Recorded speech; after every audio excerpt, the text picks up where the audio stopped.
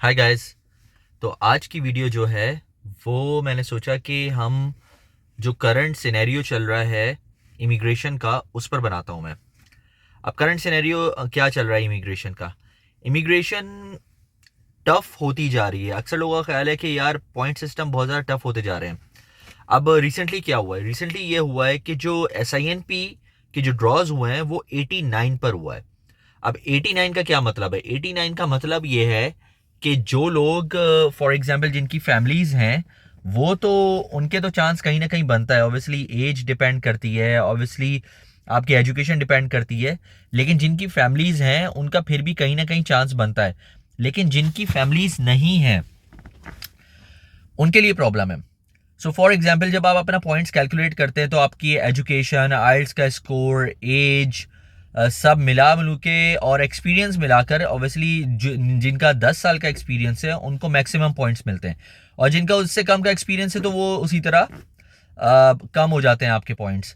लेकिन अप्रॉक्सीमेटली अगर आपका 10 साल का एक्सपीरियंस है, यू आर अराउंड 34, 33, 34 अगर आप हो तो, और फिर मास्टर्स आपने किया हुआ है तो अराउंड आपके 68 से 70 के बीच में पॉइंट्स बन जाते हैं। अब 89 पे कैसे पहुंचते हैं? 89 पे इस तरह पहुंचते हैं कि अगर आपका कोई फॉर एग्जांपल यहाँ पर रिलेटिव है, जो ब्लड रिलेटिव है, आपका भाई बहन है, कजन्स हैं, इस तरह अगर कोई रहता है यहाँ पर तो फिर आपको उसके पॉइंट्स मिल जाते हैं 20 पॉइंट्स। अच्छा, वो जो 20 पॉइंट्स हैं वो फिर आपके काम आते हैं आपको इमिग्रेशन देने में। अब हुआ ये इस दफ़ा जो हुआ है, जो 89 पे इन्होंने खोला है, अगर किसी का फॉर एग्जांपल कैटेगरी आ भी रही है लेकिन अगर उसके वो 20 पॉइंट्स नहीं है, कोई 68 पर है, लेट से उसके 20 पॉइंट्स बने, वो 78 पर चला गया, सॉरी 88 पर चला गया, तो फिर भी वो एक पॉइंट से रह गया।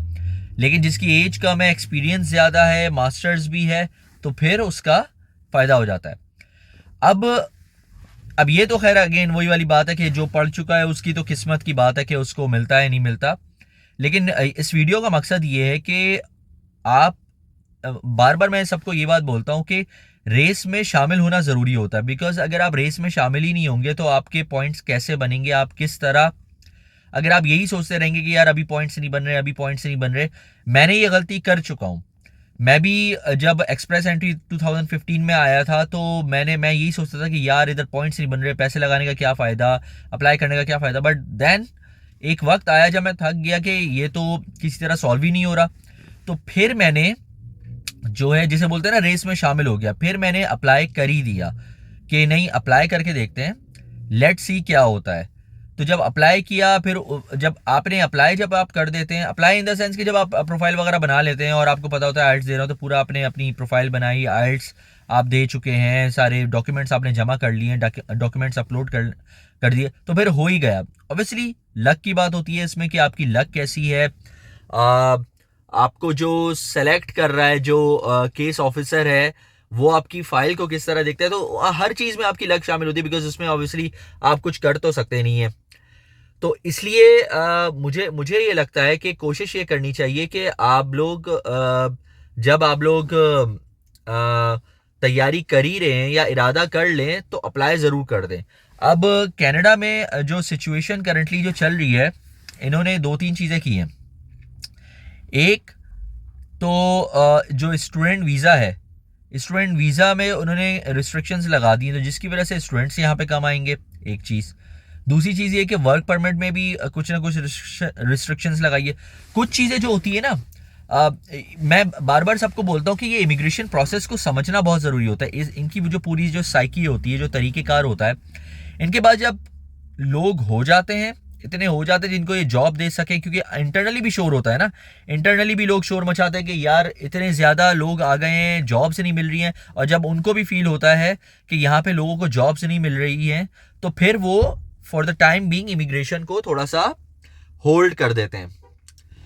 सो इसीलिए मेरा ये मानना है कि आप अगर रेस में शामिल होंगे तो नेक्स्ट टाइम जब इमिग्रेशन खुलेगी तो आपका चांस बन सकता है, वरना तो ऑब्वियसली फिर आप सोचते रह जाएंगे कि यार होगी नहीं होगी, क्या होगा, किस तरह हमारा हो नहीं पा रहा है।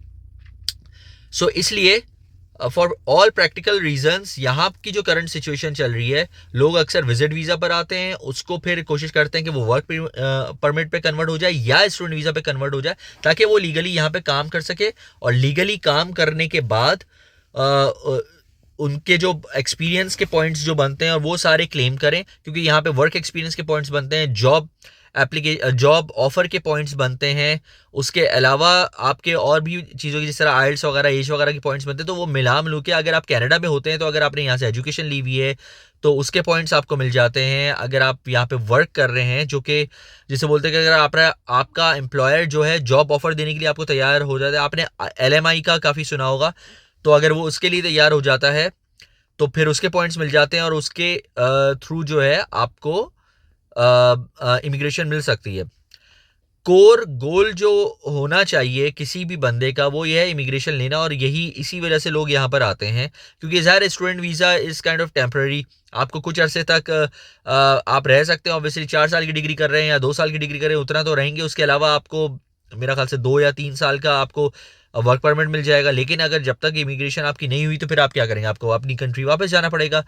तो basically you have wasted your good 5-7 years of your life, और उसके बाद से कुछ नहीं मिला। मेरा एक्सपीरियंस जो, जैसे मैं ऑस्ट्रेलिया से आया था, अक्सर लोग पूछते भी ऑस्ट्रेलिया से मैं क्यों आया था। ऑस्ट्रेलिया में मेरा चांस नहीं बन रहा था। मैं मार्केटिंग की फील्ड है, तो मार्केटिंग वालों का चांस कम बनता है, टेक्निकल लोगों का ज़्यादा बनता है। तो चांस बनना, मुझे फील हुआ कि यार यहाँ पर मेरा चांस बनना थोड़ा मुश्किल हो जाएगा। इवन अगर मैं स्टे करता हूँ, मैंने एक मास्टर्स कर लिया था, फिर मैं दूसरा करूँ, डिप्लोमा कोर्स करूँ, पॉइंट्स पूरे करूँ, और मैं मार्केटिंग का, तो वो ज़्यादा डिफिकल्ट हो जाता है। तो इट्स बेटर कि मैं वापस चला जाऊँ और अपना एक्सपीरियंस को कंटिन्यू करूँ, जो कि मेरा 10 ईयर्स का फिर एक्सपीरियंस बनकर और वो पूरा मैं क्लेम कर सकूँ। जो कि मुझे फ़ायदा भी हुआ इन दी एंड। जब मैं कनाडा आ गया, तो अगर वो देखें जो पूरा पॉइंट सिस्टम है, तो उसका फ़ायदा भी हुआ मुझे कि वो, तो बाज़ दफ़ा अगेन आपने देखना पड़ता है कि आप किस तरह का क्या डिसीजन लेते हैं। तो पॉइंट्स काफ़ी ऊपर जा रहे हैं, एक्सप्रेस एंट्री में भी बहुत ऊपर जा रहे हैं, प्रोविंशियल नॉमिनेशन में भी बहुत ऊपर जा रहे हैं। तो कोशिश करें जल्द से जल्द अप्लाई करें। अगर आपके कोई भाई बहन कोई भी हैं, इवन अगर आपने कनाडा में नहीं भी रहना है, तो फिर भी कोशिश ये करें कि आप अप्लाई करें और PR ले लें, बिकॉज वन वे और the other it will help you out somewhere.